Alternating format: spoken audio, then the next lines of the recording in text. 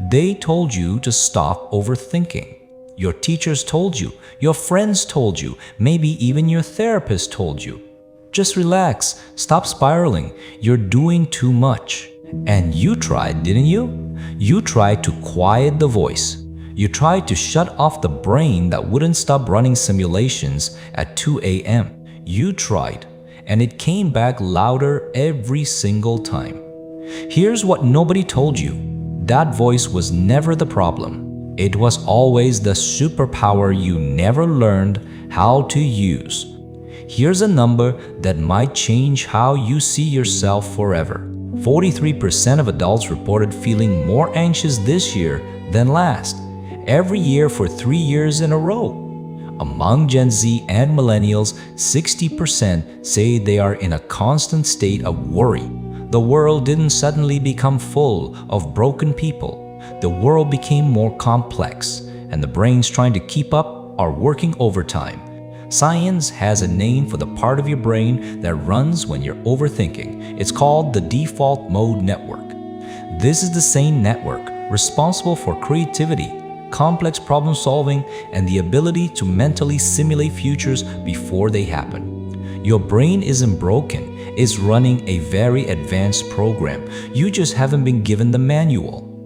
A landmark study surveyed over 3,700 members of American Mensa, the top 2% of IQ in the world. They found that these hyper-intelligent people had dramatically higher rates of anxiety than the general population. Not despite their intelligence, because of it. A highly intelligent brain is so sensitive to patterns, threats, and social nuance that it perceives what other brains simply miss. You notice the shift in someone's tone before they say a word. You replay conversations, not because you're insecure, but because you are genuinely processing more data than most people can. Another study found that high intelligence and high worry share the exact same neurological hardware in the brain, the same wiring. The difference is only in how it gets used. That's not a curse. That's a choice waiting to be made. Charles Darwin was a hypochondriac. He obsessively overanalyzed every biological variable. That obsession gave us the theory of evolution.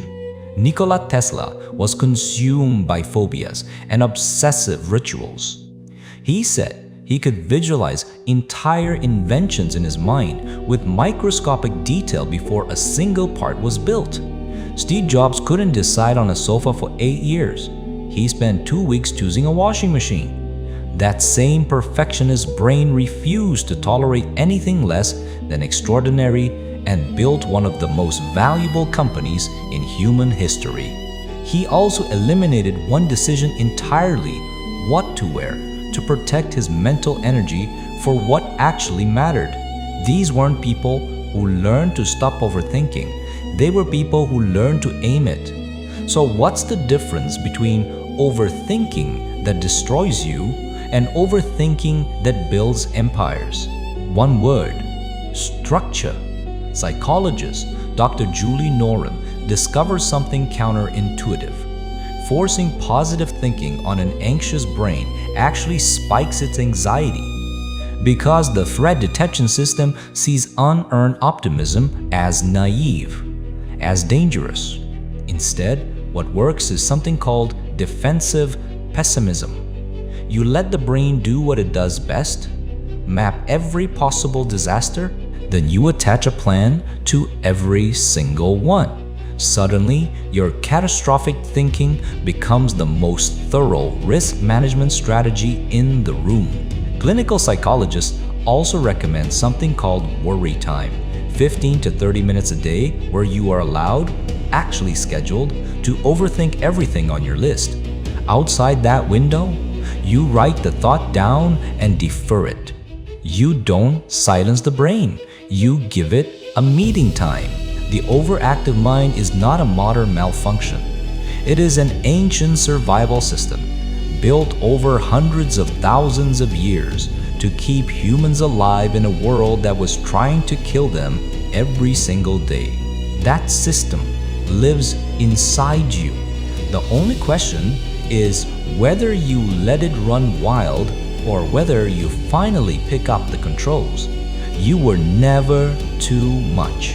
You were always built for more. And the world is still waiting to see what an overthinker, fully unleashed, can do.